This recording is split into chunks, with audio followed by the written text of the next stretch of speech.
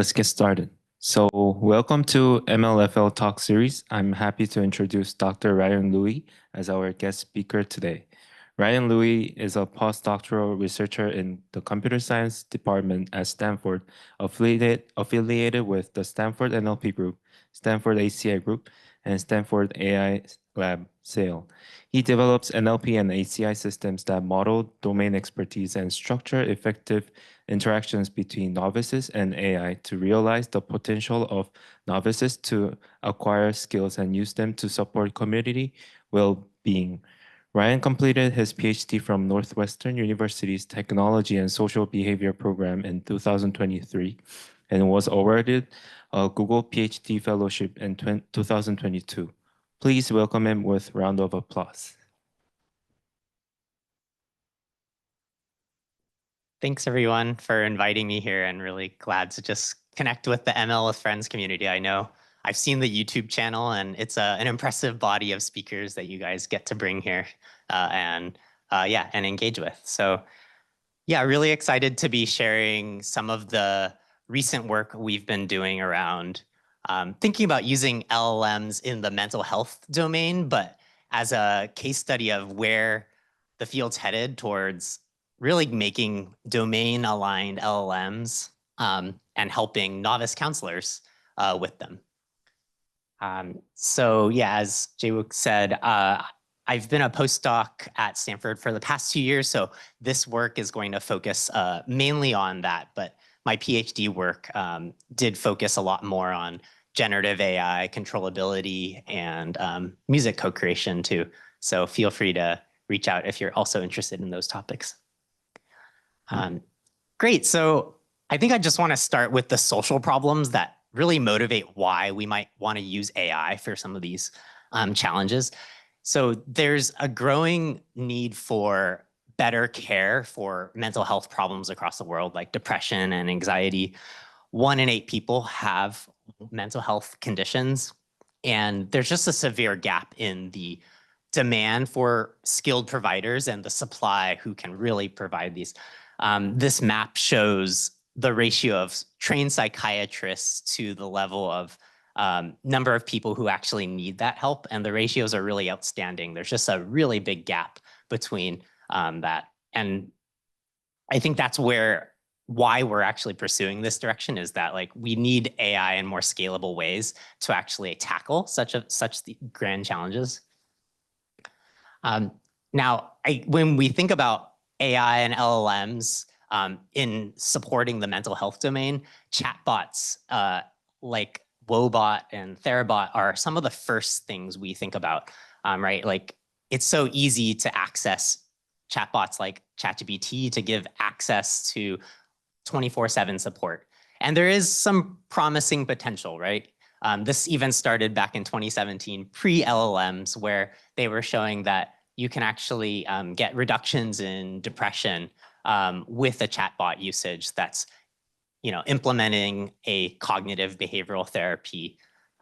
And more recently, this randomized control trial from Dartmouth studied this chatbot called Therabot, and they had fine-tuned a model on like 5 years of psychotherapy data. And they're also showing that such chatbots can get reductions in depression scores and a number of anxiety scores compared to like a waitlist control. So certainly this is one angle in which LLMs have a great potential to address this demand for mental health. But the story gets more complex if you've been following along, because there's a lot of challenges at the tails of scenarios in which chatbots may go off the rails, and how do we really ensure that they do support people in the most dire of consequences? So when people have mental health disorders like OCD, suicidal ideation, things like delusions, there's been recent work that shows that current LLMs today really do not match human therapists' ability to respond in these scenarios, and thus they're just really inappropriate for the types of severe mental health concerns we might be that any patient might be coming with.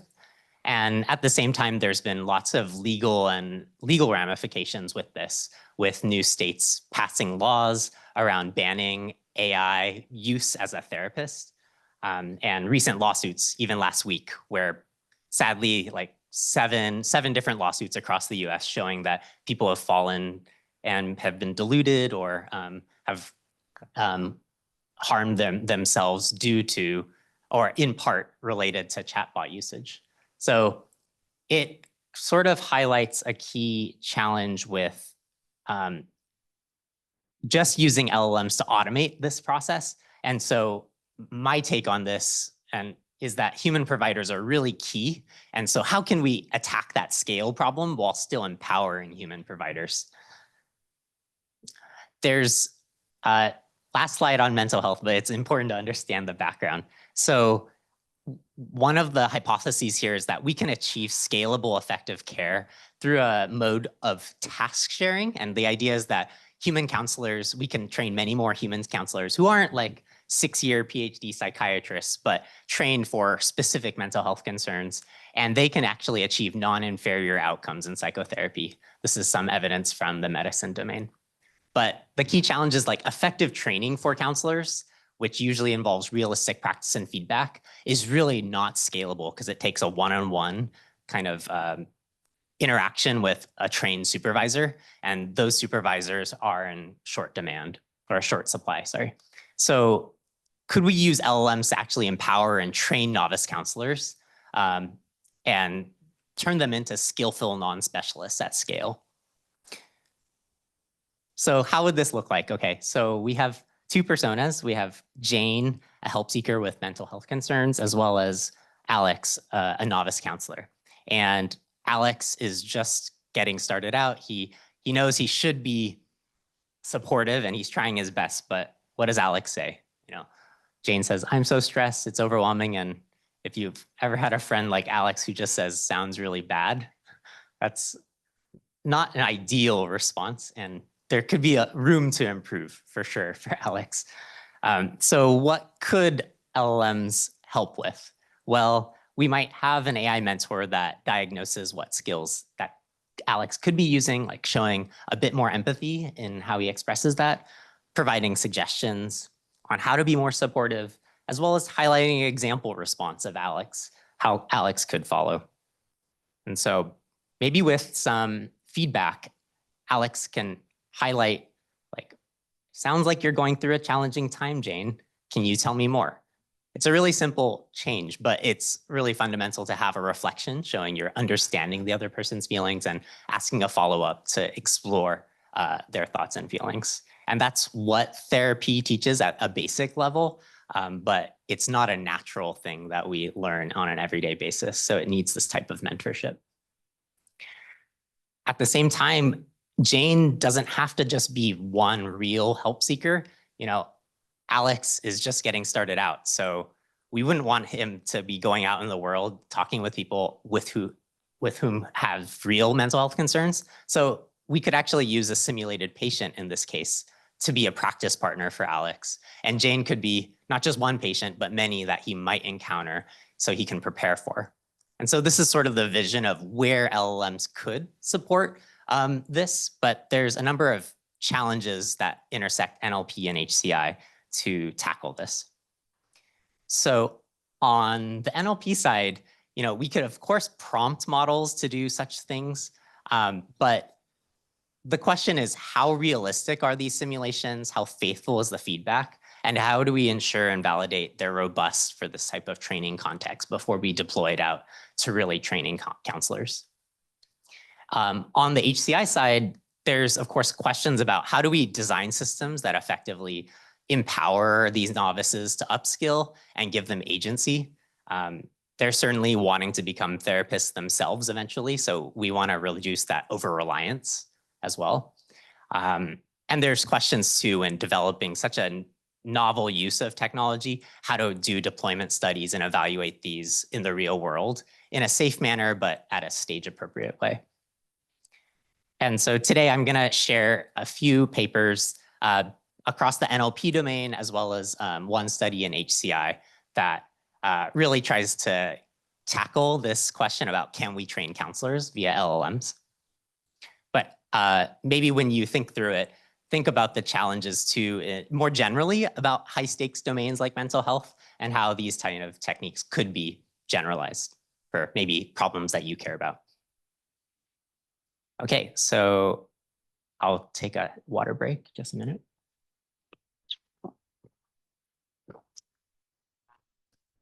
So really grateful to have a lot of great collaborators at Stanford, master's students and undergrads that I've worked with on these 2 NLP projects. But let me highlight some technical challenges here. So the first technical challenge is if we create simulated patients, they might be unrealistic, right? So one way simulations could be ineffective is if they're too cooperative. That would be like in some ways too easy for a novice counselor, and it wouldn't reflect the real world's conditions. At the same time, if they're too stubborn and they never change, it could demotivate that novice counselor as they're practicing. In our earliest studies, we found that when just simulating with GPT-4, 20% of responses were inappropriate and not following expert-defined principles and criteria.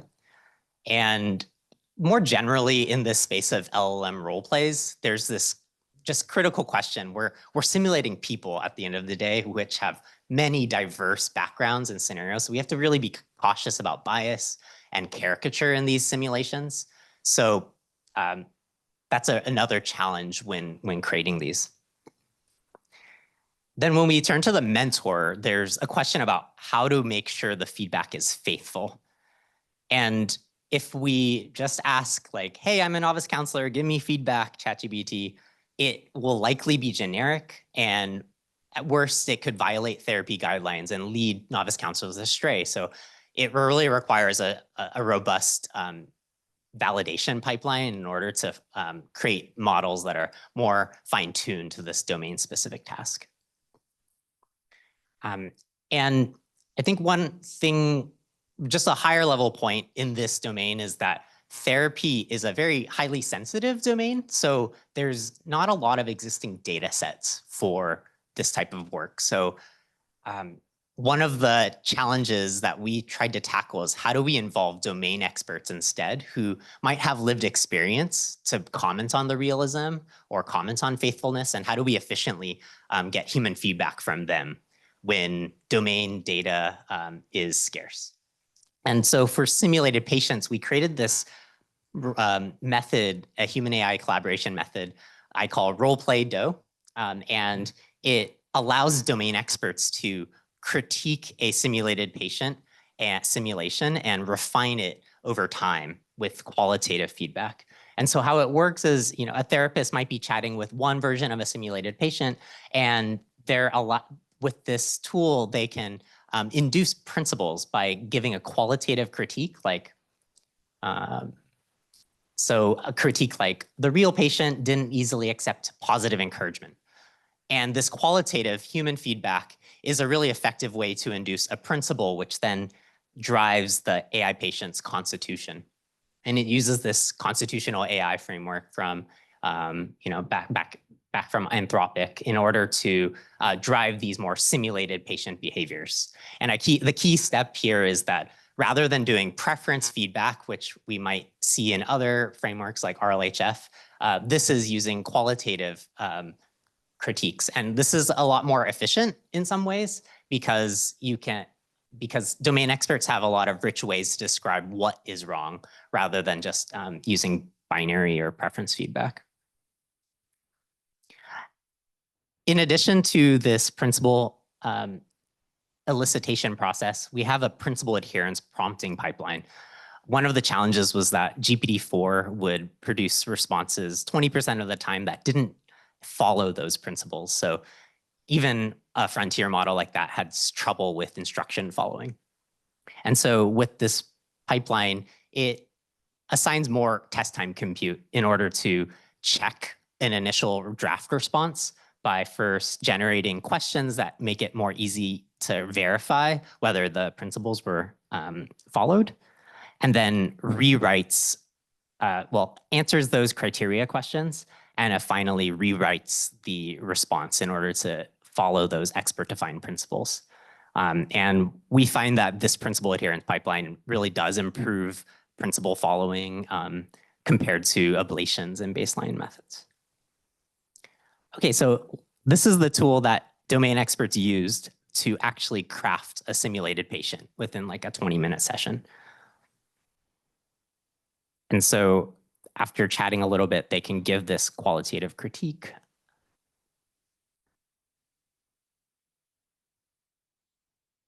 Mentioning, the length is a little too long and it should reveal less information. And we have a prompt that converts these qualitative critiques into these well-formulated principles using in-context learning. And then iteratively, the domain expert can retry and see how their update to the constitution induces new responses that better align. And in addition to qualitative critiques, we can also use like rewrites, which are simply like demonstrations. And we also have a prompt that induces like the latent reasoning for why that rewrite should be improved. So with this co-design setup, we found that the patients that were created were much more realistic along a number of dimensions rated by expert counselors, such as like authenticity or mirroring challenging aspects. And we also got third-party counselors to rate the simulated patients that were created. And these were also rated significantly higher on a number of these dimensions. And this was I forgot to mention, a user study with 25 expert counselors creating these patients. So through that process, we also contribute a data set of 130 principles that really define these more realistic behaviors. I find it most interesting to do a more deep dive qualitative analysis on what these principles actually contain.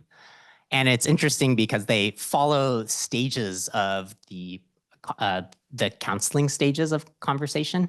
So you can see that one type of qualitative feedback, like directly saying, I feel hopeless, is not really effective. You should show emotion through the words.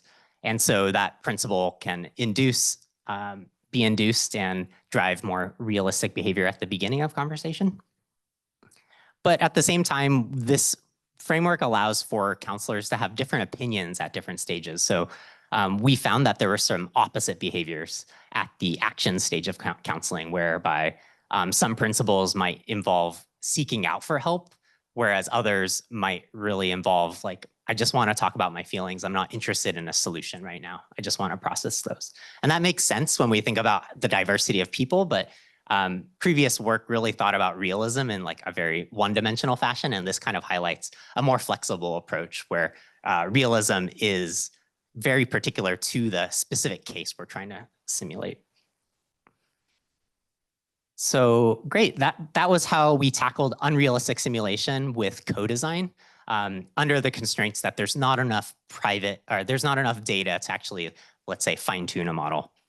And next, I'm gonna highlight this second paper where we trained a better feedback model for counseling. So when we started this work, it was not at all clear how supervisors give feedback to counselors.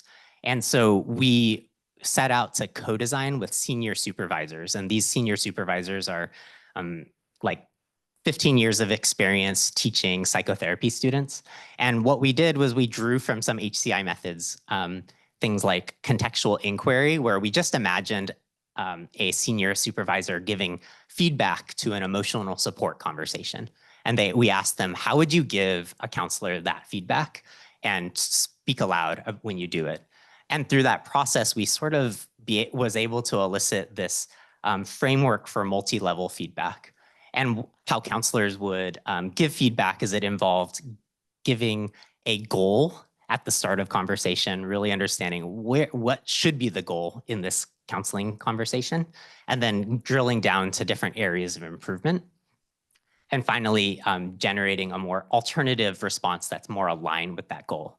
So in some ways, it's this expert process is eliciting like latent reasoning as well as better alternative responses. And this provides a really rich way to create a data set. So using this taxonomy, we annotated 400 conversations with domain experts with this multi-level feedback. And it provided a framework for fine-tuning a model. But we didn't just stop there, because fine-tuning on the model still could be limited in the types of faithful feedback it finally produces.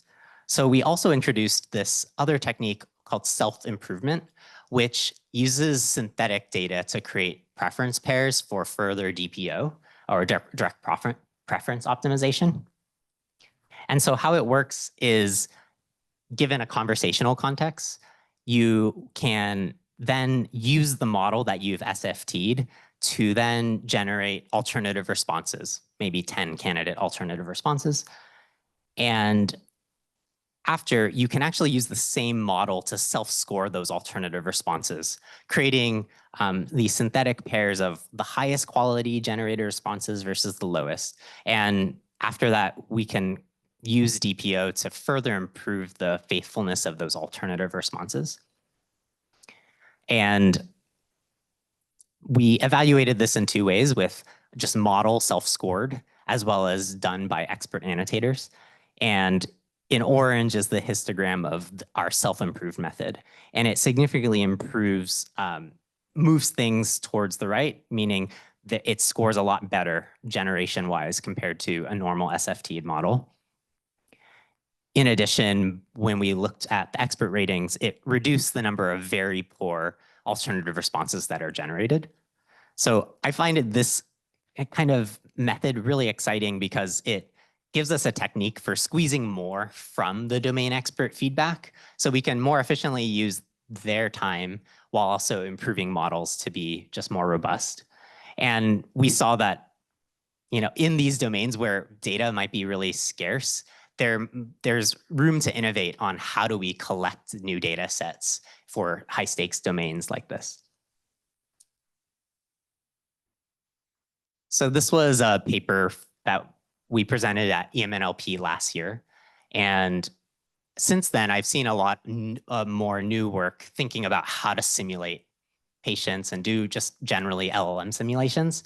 And I think more have been challenging this assumption that you have to co-design, because I guess to an ML audience, data is king, right? So you want to be able to train on that.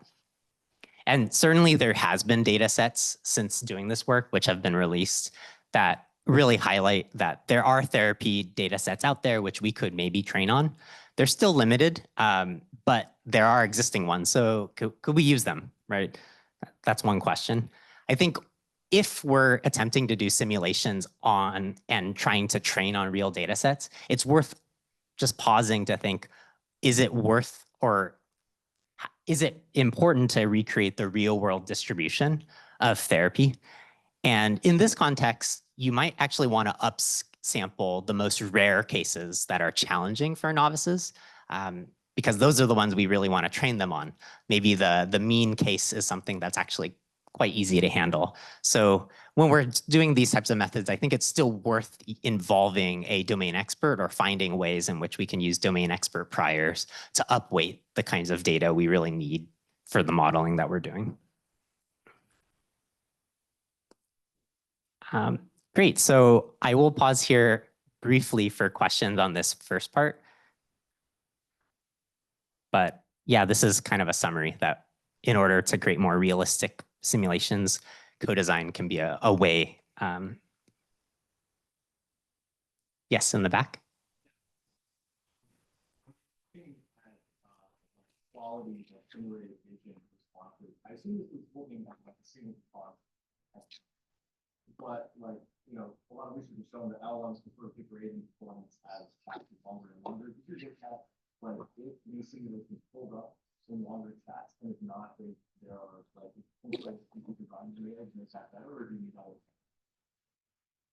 Yeah, great question. So I'll just repeat briefly. The question was about, does this kind of method hold up in long context, and did we evaluate that?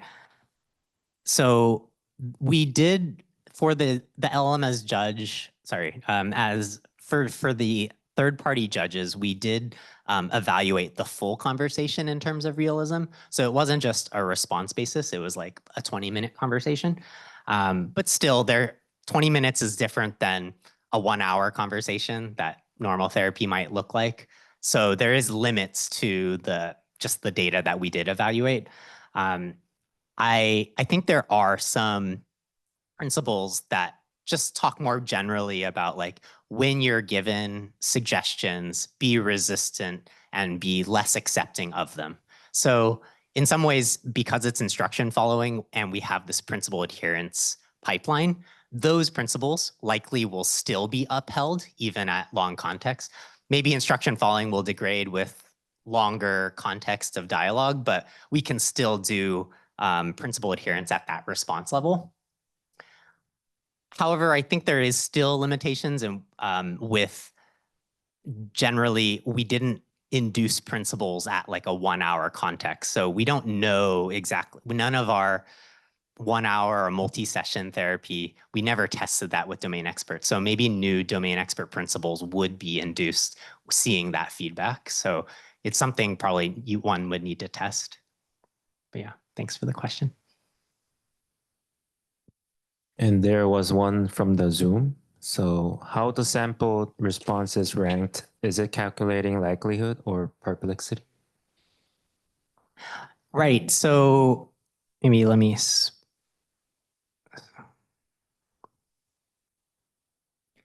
So I'm guessing it's a question about how the samples during this self-improvement process was ranked, right? So let me go back. So if you look at the structure of the feedback, we're predicting whether the response was appropriate or not. And so how it works is it's generating JSON, structured JSON outputs. And there's a token for appropriate versus like, is this response appropriate? And we're looking at the logit probability of true as a way to score whether that response was, like how good that score was. So yeah, thanks for that question.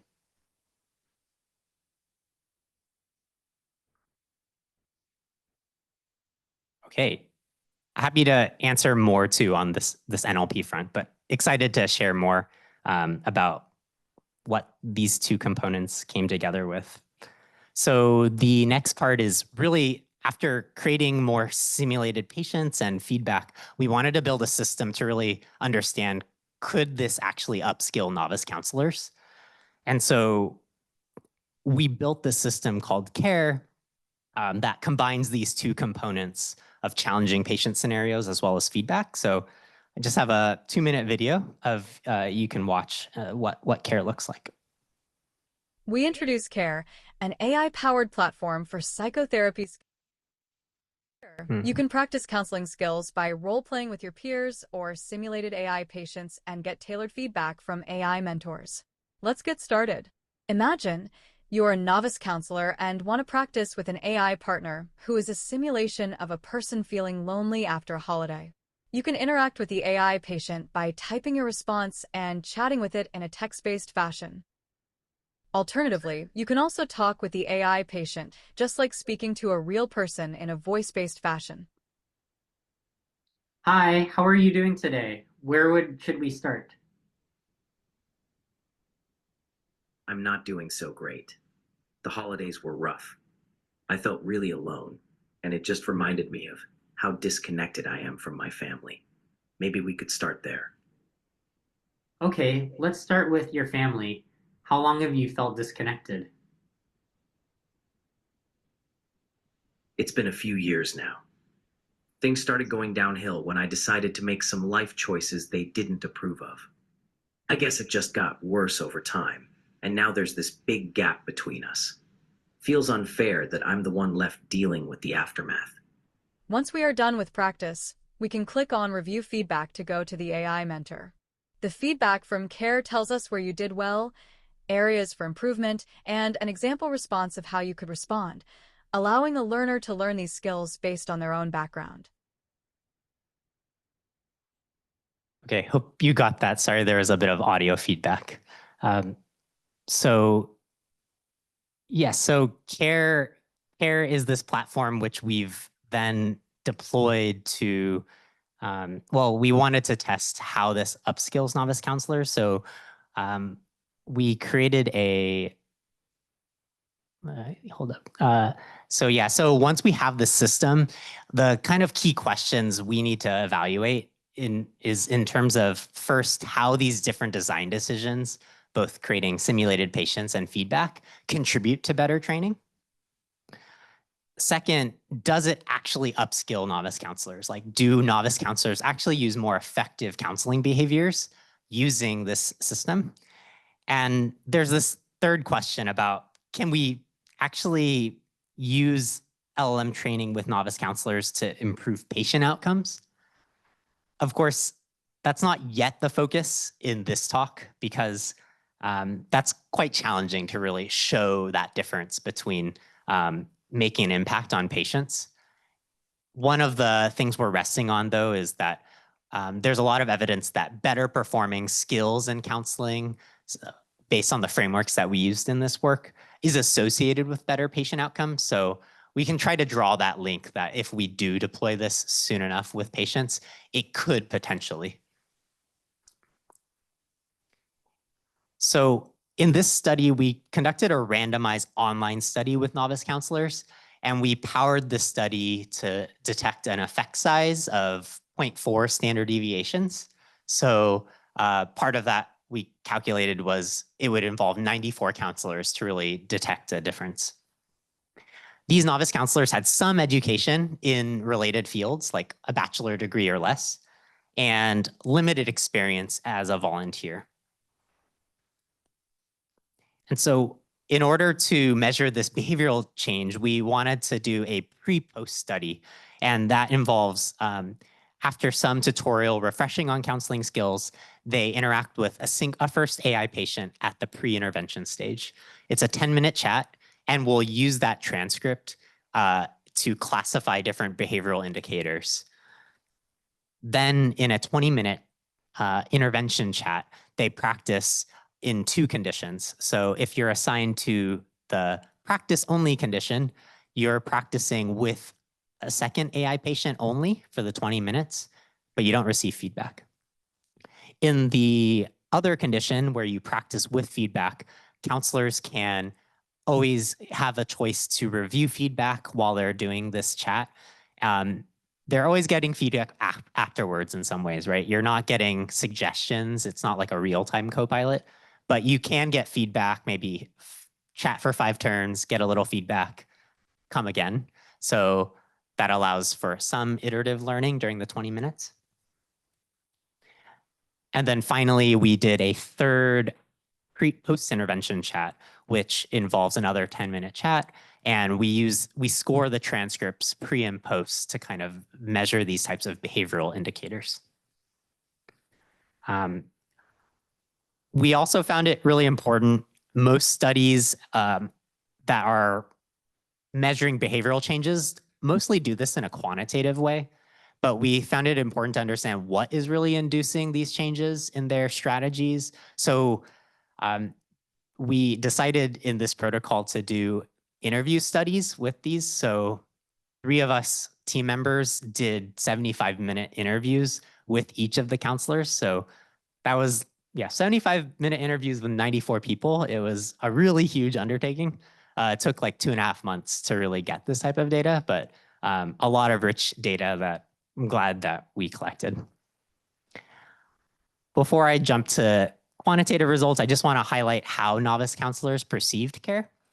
So they did feel that it was authentic when practicing with these AI patients, and they found in general that patients presented challenging and diverse practices. So this sort of aligns with what our previous work was starting to find, was that by having these expert principles that induce more challenging behaviors, it would be more helpful for novice training.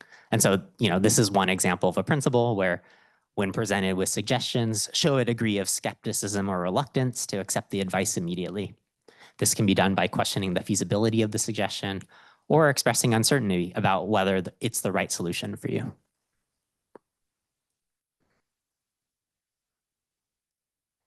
So in addition to realism, these counselors also found that AI mentor feedback was really comfortable to receive. Some compared it to their own experiences where in the past they've gotten feedback from a peer or sometimes an instructor, and those interactions can feel really judgmental, or sometimes it's a difficult conversation to have for supervision. But many have mentioned that, hey, this feedback just gives you the information that you need in the right place. And it was very comfortable to receive. And they also highlighted that the alternative responses in particular were really constructive and helpful. Several mentioned that it's really helpful to see like a different way in this exact context I could have phrased things in order to show more empathy or know how to ask a better question. When we then looked at this pre-post change, we found that the practice and feedback group improved their uses of client-centered skills like reflections and questions. So that was a significant change pre-post, whereas that increase is not as great for the practice-only group. Surprisingly, when we looked at empathy, the practice-only group actually showed worse uses of empathy over time, a 0.5 standard deviation. And when we compared that result between groups, it's a 0.7 standard deviation. There's like a slight increase for the practice and feed group, but unstructured practice actually led to worse uses of empathy, which is really surprising for us to see.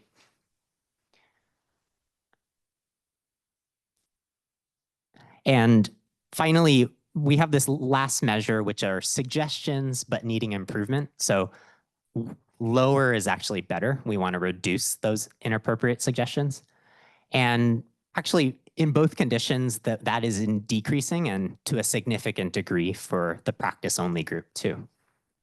A little explanation around this is that there's these challenging patients which are resistant to suggestions. So in some ways, the challenging principles are inducing some kind of feedback loop within the counselors to reduce their uses of suggestions, which is interesting. It's like an implicit feedback rather than the structured feedback that the AI mentor provides. And one highlight of our qualitative analysis is how novice counselors shift their mindsets during training. And so the people who received that structured feedback started to understand that there's a value in active listening skills, like realizing they should rephrase what they say. Also that they were moving from providing suggestions initially to then understanding it's really about client exploration. You know, I need to ask them to expand on their feelings rather than guiding them to my idea. With the AI practice alone group, right, we did see suggestions reduced, but interestingly, we found that their mindset remained solution-oriented, but what they did was they sought more information. So I wanted to learn about client themselves so I can be more equipped to help them with the requests or any questions or actions they want to take. So this is interesting because that suggestions decrease metric that we saw is not a full removal of like the bad notion that you should be solving a patient's problems, but instead that they're just holding out a little bit before actually doing that. Not a horrible strategy, but also a not in line with evidence-based practice around the framework that we are using. Since conducting this 94-person study, we've also started to experiment with putting these in classrooms in the Stanford Medical School. So these are 2 psychotherapy classrooms where we deployed voice-based agents with this feedback tool over 2 courses, so about 16 weeks. And I won't have time to talk in depth about the results here. It's kind of in progress, in submission work, but it's been really interesting to see the strengths of a potential approach like this, which gives a lot more immediate feedback compared to instructor feedback. But there's also limits too in deploying such a tool over multiple weeks. You can imagine that these types of strategies might get repetitive after 16 weeks and they need to evolve the feedback that they're getting as the counselors are developing. So a lot of room for improvement on the technical side. And on the more ethics and deployment side, there's a question about how much benefit this is giving relative to other concerns the students had, such as like how much interaction do I get with my own peers? Sometimes traditionally they would do peer role play with each other, and they felt that maybe getting AI patient practice was a nice supplement, but they definitely didn't want to replace that peer-to-peer interaction. Finally, I think maybe one thing we don't talk enough about in ML and generative AI in general is the resources, the energy resources that Gen AI takes on. And this was really salient for some of these counselors, where they were thinking about the environmental concerns and the benefits relative if they're using patient practice like on a weekly basis. So a lot of interesting insights that have shaped my thinking around this. But yeah, happy to answer more questions about that.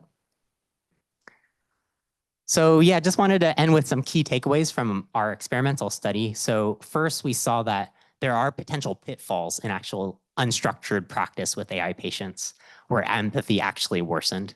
And that's surprising because we normally think more practice is better. But that's actually not the case if you're not knowing how to actually structure a better alternative. We found that structured feedback really is effective for modeling alternative strategies, and that helps to give a better pathway to encountering these challenging scenarios. And as we look forward, I'm excited about some directions to push this field towards a greater impact, to see these types of training tools in a lot of greater contexts of need. And I also think there's a lot of interesting technical questions that bridge fields like AI education to more high stakes training domains like counseling. So let me highlight a few questions here. So we saw in the first part of the talk that there was this data bottleneck in a sensitive domain like therapy.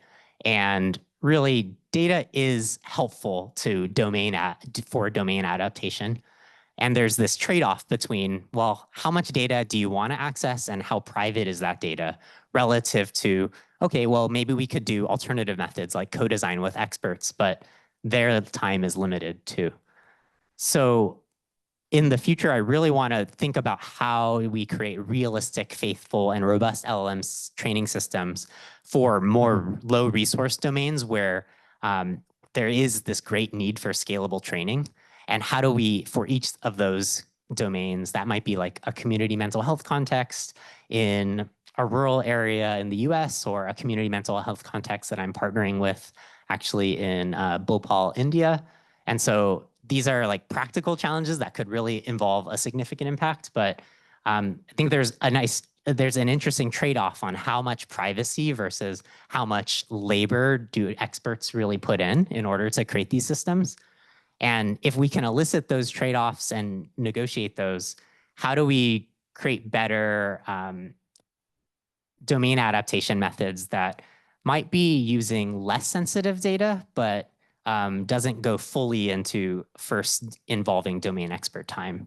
So I've been thinking about techniques around what would it look like to synthetically rewrite therapy transcripts or other data sets to make it more private or more privacy preserving, as well as perhaps using other training materials like textbooks or training guides first to align these models before going in to get that expert feedback in the last step. I think there's also this question about, there's various therapy frameworks, and we only just used one in this work. And there's also many other domains, many types of patients, maybe teenagers, older adults, where mental health is a really big concern. And none of that is addressed in this work. So it feels really hard to kind of tackle these multiple domain challenges. I think there's maybe a way to reframe those multiple domains as like a multitask learning setup, where maybe there's ways to learn shared representations across those domains if you partner with a lot of different community health organizations, and a way to generalize more quickly if you have data from all of them. So that's something we're currently pursuing. As a step towards this, this is sort of really hot in progress work right now, but we've been thinking about how to scale up the creation of AI patients. And we've been trying to think about this AI patient bank, which it could be 1,000 patients, which are covering various challenging therapeutic scenarios, aligned with 11 practice dimensions for challenging patient behaviors that come from textbooks. And this is all a pipeline that takes those textbooks, ideates different patient simulation frameworks, and then uses optimization with LLM as judges to further improve them. So we're thinking about these new techniques that could squeeze more out of the domain resources that already exist, but that aren't so sensitive like therapy transcripts. I think too, there's a really exciting area where AI education could really play a role in high stakes social skills like mental health. So some great people in this audience is working on AI in education for various domains like math and K-12 education. And what's nice in this domain is that, or in AI ed, is that there's really proven techniques like multiple choice questions, distractor generation that can help create bite-sized practice. And those could be maybe applied to the counseling domain, especially if full conversation practice is really overwhelming. Like you can imagine if someone's trying to train as a crisis counselor, it would be really exhausting to actually do simulations with like 10 people in crisis. So there might be a good mix between doing full simulations and actually bite-sized practice. And I think AI education and learning sciences could play a big role in shaping the design of those systems. At the same time, AI ed has focused less on these high stakes domains like counseling and mental health. So it would be interesting to push those techniques forward for more subjective tasks or ones which are not as easily verifiable like mental health. So yeah, excited to brainstorm if you all have ideas. Thank you so much. Feel free to contact me or schedule, if not today, video call or whatnot. I'm happy to chat. Thank you so much.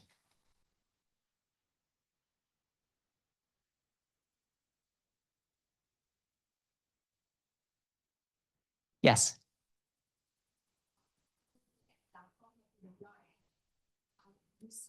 You mentioned you have AI mentor, AI feedback, AI patient, these verticals in your care platform. So the models that you use for this, were these base models, or did you train them on some synthetic data set that you created when you were co-designing it with actual people who practice mental health, or what was the sort of data set did you train over, if you did? Yeah, I breezed through that. So for the AI patients, they're prompt-based. It is GPT-4o, but using those expert-defined principles that we elicited. In the voice-based case, we're using GPT-4o or like OpenAI's agents using those principles. For the feedback, though, it was a fine-tuned model.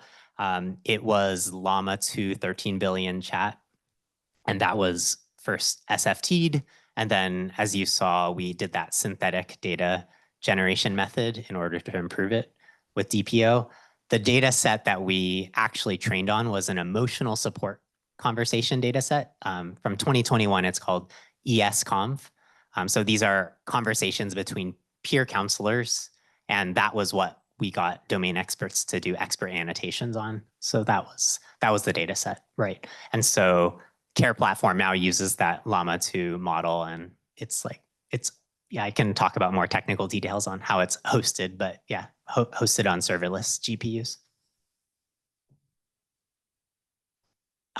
Question in the back?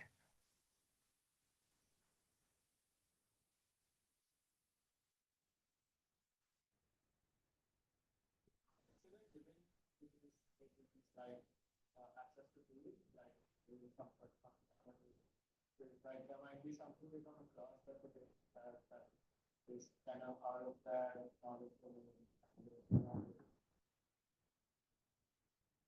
It's a great direction. I like that example of knowledge that the patient might mention, especially maybe in these lower resource contexts where we might not have knowledge about a certain, like a certain thing, maybe specific to one situation. We haven't built those to date. When I think about like recent work that has come out, I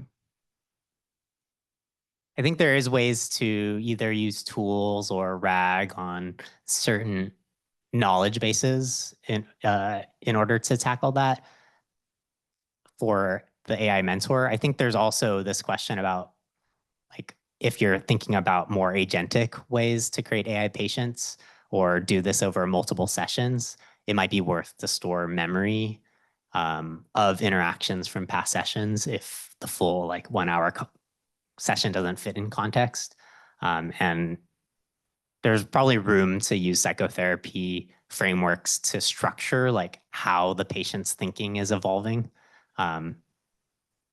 And happy to talk about, but yeah, I've seen some work that uses like cognitive conceptualization diagrams to extract out from a transcript. So that could be a way to manage memory for patients. But yeah, I would be curious if you can think of any other tools that would be useful here. It's not quite the same like tools like coding tools or coding agents, but. Not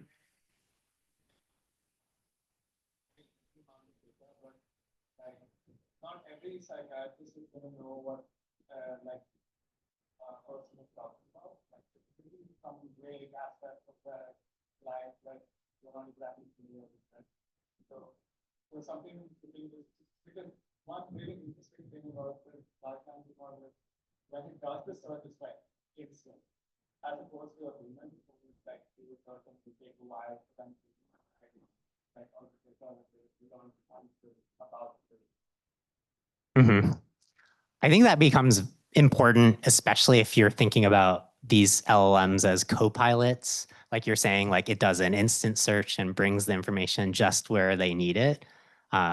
Since we're doing it in this training context, I think more of what the large language model is trying to pass on is this expertise on how to talk with patients and the evidence-based framework, which is less anchored on the knowledge. And it's almost the assumption that, well, the domain counselors might be working in, a community mental health context, which they know they are familiar with those patient community, but they're just trying to learn how to act like evidence-based counselors. So, but yeah, I like the question. Thanks.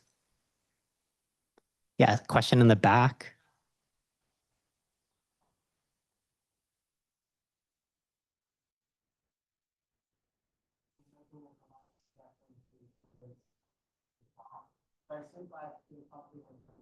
Make them only perform more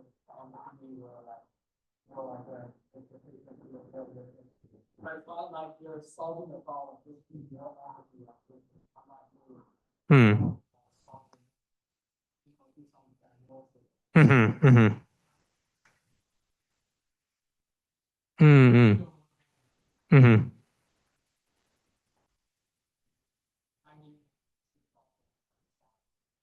Right. It's so since we focus on first novice counselors, it's crazy to think like that just showing empathy needs to be taught. But in fact, more peer counselors can sometimes do more harm by doing things like, let me self-disclose about my situation because it's relevant, but it actually is not that effective. So part of this is just like motivational interviewing says that you should really help a patient explore their feelings and get to a point where they're ready for change. And then you can help them ask like, what would help to change?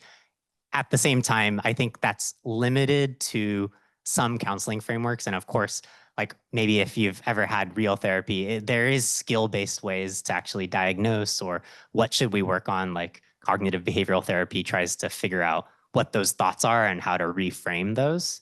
So certainly there's room beyond just the systems we've built for like expanding to other therapy domains. And I think in some ways, many of the techniques for trying to create a CBT therapist could be thought about in this context of how would we train people more effectively if we had an AI mentor that had a representation about, the patient's thoughts and an effective reframe. And so there definitely has been work where models have been used for reframing thoughts, and that can be like an example.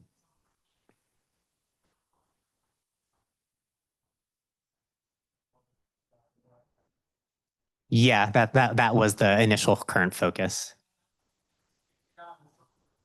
Mm.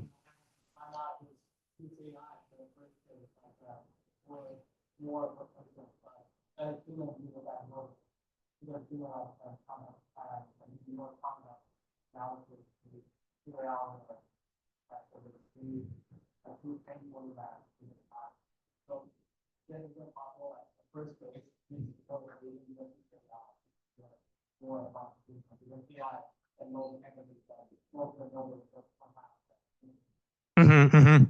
Yeah, you're asking the good questions. I think in some ways that could be possible. Like AI is like that first empathy thing that, or like first line of empathy.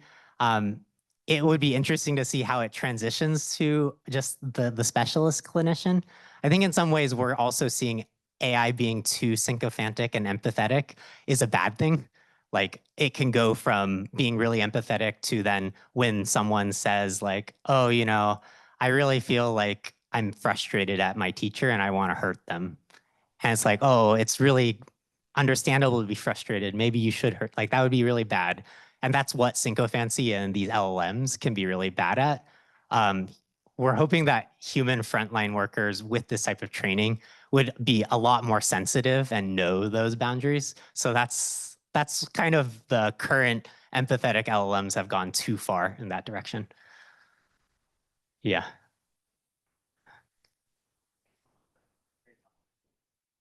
Thank you.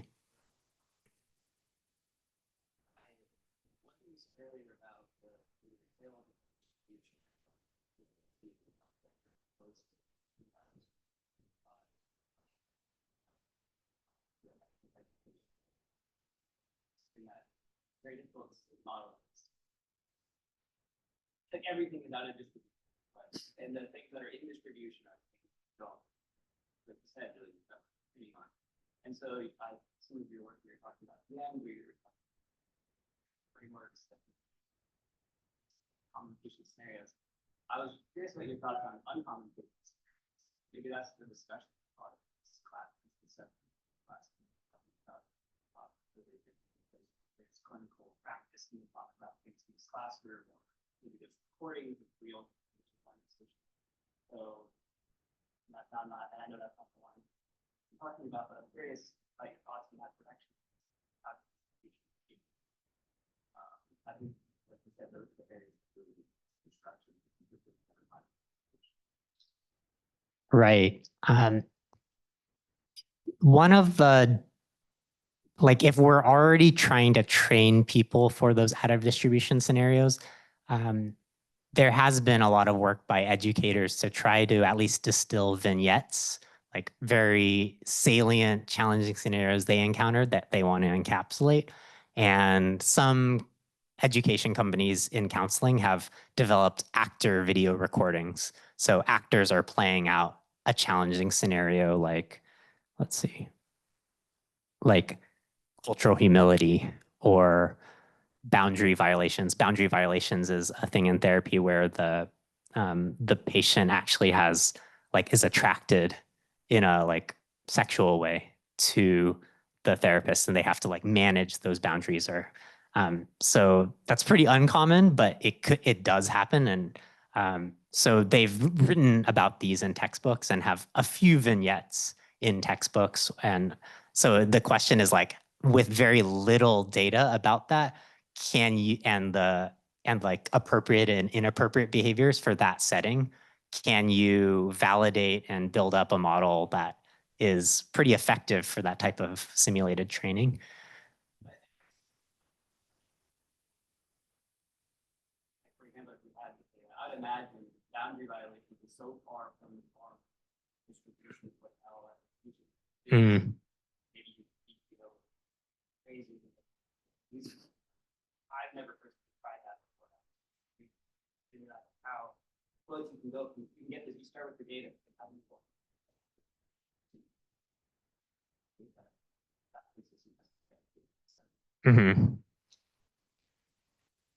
Yeah, you really need some good gold standard in context examples.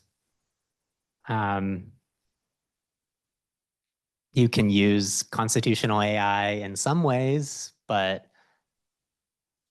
ultimately you need you need to be here we're just trying to make the process where we go to domain expert a lot less infrequent.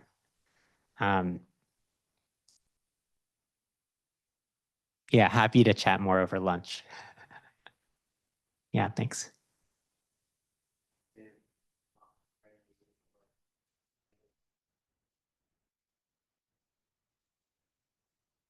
Thank you.